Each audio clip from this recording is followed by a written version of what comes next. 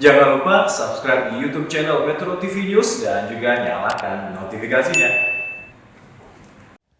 Menurut World Health Organization atau WHO, ada 4 kriteria pertanda terjaganya kesehatan mental.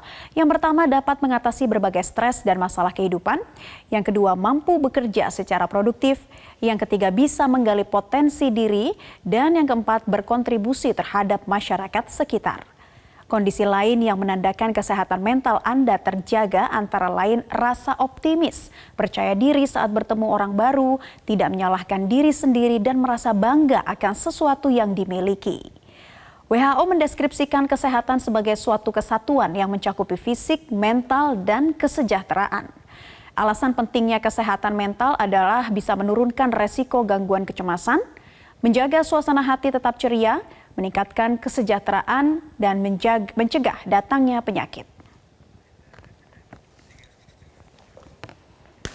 Dan pemirsa, untuk tahu lebih jauh apa itu kesehatan mental dan gerakan House Life, pulihkan mental untuk generasi yang lebih tangguh. Kita langsung tanya ke Aji Santoso Putro, seorang praktisi mindfulness. Selamat siang, Mas Aji.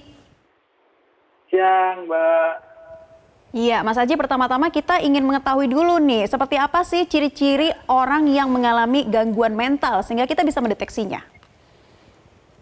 Ya, ada 3 tanda ya, atau 3 gejala, yaitu terkait dengan pola relasi.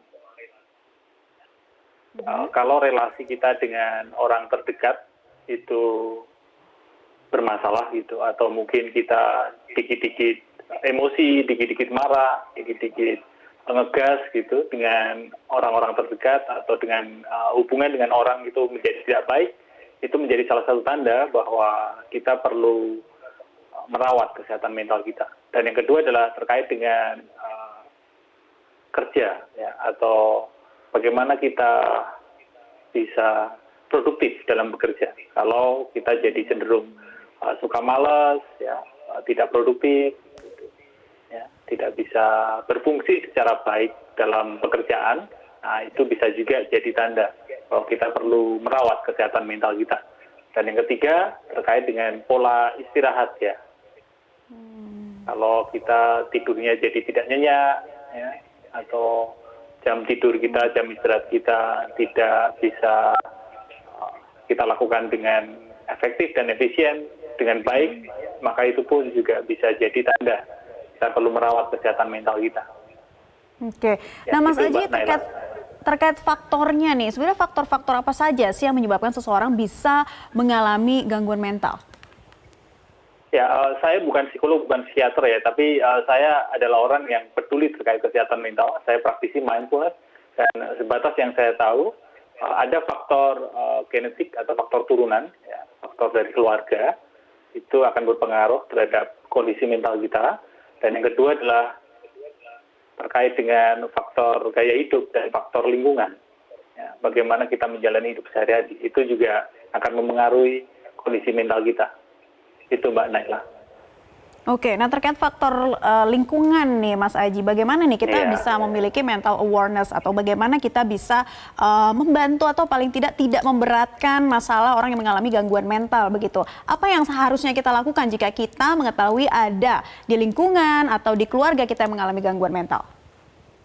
Oke, kalau kita sebagai orang yang melihat orang di sekitar kita mengalami tanda-tanda perlu perawatan kesehatan mental, setidaknya kita menjalin hubungan baik ya. Setidaknya sesederhana kita mendengarkan mereka dengan sepenuh hati, ya, apa yang menjadi masalah mereka, atau sesederhana menanyakan apa kabar, how's life, are you okay, itu apalagi di kondisi sekarang ini ya Mbak Naila ya, menanyakan apa kabar itu menjadi hal yang sangat baik sekali. Dan tentu saja kalau memang kondisi orang tersebut dirasa cukup parah, ya disarankan untuk ke profesional, ke psikolog, psikiater. Oke. Nah Mas Aji, ngomong-ngomong soal gerakan House Life ini, nah ini seperti apa sih gerakan House Life untuk kemudian bisa menciptakan mental generasi yang lebih tangguh ke depan? Ya, kondisi pandemi ini berdampak ke banyak hal ya Mbak Naila ya. Dan salah satu yang kena dampak adalah kesehatan mental. Dan ranah kesehatan mental ini mungkin tidak setampak kesehatan fisik. Ya. Melalui gerakan ini kita saling membantu untuk menyehatkan mental. Jadi ada pihak yang kita ajak untuk berdonasi. Donasinya ini untuk apa? Untuk membiayai teman-teman yang membutuhkan konseling psikolog tapi kesulitan biaya. Oke, nah nanti siapa saja rencananya akan menerima manfaat nih, Mas Aji? Targetnya kemana saja?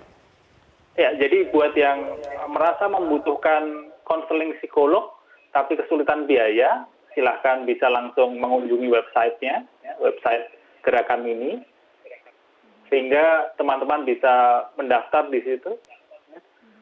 Jadi target penerima donasi ini, target gerakan ini adalah teman-teman yang membutuhkan konseling psikolog tapi tidak mampu. Targetnya berapa banyak nih, Mas Aji, untuk pengumpulan donasi ini? Secara pasti targetnya kami belum tentukan, ya, karena baru beberapa hari saja sudah cukup banyak, sudah 100 orang lebih, gitu, dan kami akan terus membuka pendaftaran untuk penerima bantuan ini. Ya, oke Mas Aji, saya juga ingin tanya lagi mengenai house life begitu ya. Nanti ketika mereka ingin berkonsultasi dengan para psikolog gitu, apa sih yang harus dikonsultasikan begitu, atau apa saja yang perlu kita tahu mengenai pemulihan kesehatan mental di house life ini? Ya, sebenarnya untuk konseling ke psikolog ya, itu masih banyak orang berpikir bahwa harus punya permasalahan serius gitu terkait mental. Padahal tidak. Itu satu stigma yang mungkin selama ini perlu kita sadari bahwa itu tidak tepat gitu ya. Jadi untuk bisa berkonseling dengan psikolog itu tidak harus punya masalah berat. Kalau memang kita merasa ada hal yang mengganggu fungsi kita sehari-hari terkait mental, ya cerita saja, layaknya cerita sama teman gitu. Cuma kalau psikolog ini kan memang sudah punya ilmu untuk bagaimana mendengarkan teman-teman yang mempunyai masalah mental gitu. Oke, jadi fokusnya akan ke sana ya. Nah, Mas Aji, dalam lingkup masyarakat bagaimana kita bisa meningkatkan kesadaran kesehatan mental gitu bagi warga? Dengan edukasi ya, seperti segmen ini pun juga merupakan edukasi bagaimana meningkatkan kesadaran kesehatan mental di masyarakat. Kita bareng-bareng sebagai masyarakat Indonesia, bareng-bareng mengedukasi dengan cara yang mungkin lebih bisa mudah diterima oleh masyarakat. Jadi tidak terlalu susah dipahami gitu ya, tapi kita bisa memasyarakatkan ini gitu. Oke, nah Mas Aji, apa yang kita bisa lakukan ya untuk membantu seseorang yang mungkin mengalami gangguan mental agar dia bisa lebih mudah terbuka, bisa menceritakan masalahnya, dan nanti mungkin kita akan bisa membantu mengarahkan ke profesional. Bagaimana caranya agar dia kemudian bisa terbuka kepada kita? Ya, kita perlu menjalin hubungan yang baik ya, jadi jangan terus tergesa-gesa untuk menyarankan ke psikolog, psikiater, ke profesional, tapi kitanya sendiri, setiap orang kita belajar untuk mendengarkan sepenuh hati, ya, bagaimana kita bisa bersikap baik kepada semua orang, ya. Dan itu adalah kewajiban kita bersama, bagaimana kita bisa membangun hubungan yang penuh welas asih ya, dengan tidak terlalu menggurui atau tidak terlalu tidak terlalu bersikap keras gitu kepada orang tersebut gitu. Oke, jadi tips sederhana bagi kita sendiri kalau dari Mas Aji seperti apa nih untuk kita bisa menjaga kesehatan mental kita di tengah pandemi seperti saat ini? Ya, di tengah pandemi ini apalagi ya, dan di tengah begitu banyak informasi, begitu banyak keramaian, keributan, maka tips dari saya sebagai praktisi mindfulness adalah luangkan waktu untuk duduk diam, hening sejenak ya, walaupun sejenak tapi kita rehat, beristirahat, dan hanya sadari nafas, ya, kita melatih kesadaran diri untuk berada di saat ini, di sini kini. Gitu. Jadi beristirahat itu penting sekali untuk kesehatan mental. Baik, Mas Aji Santoso Putro, praktisi mindfulness, terima kasih atas waktunya sudah bergabung bersama kami di Newsline hari ini.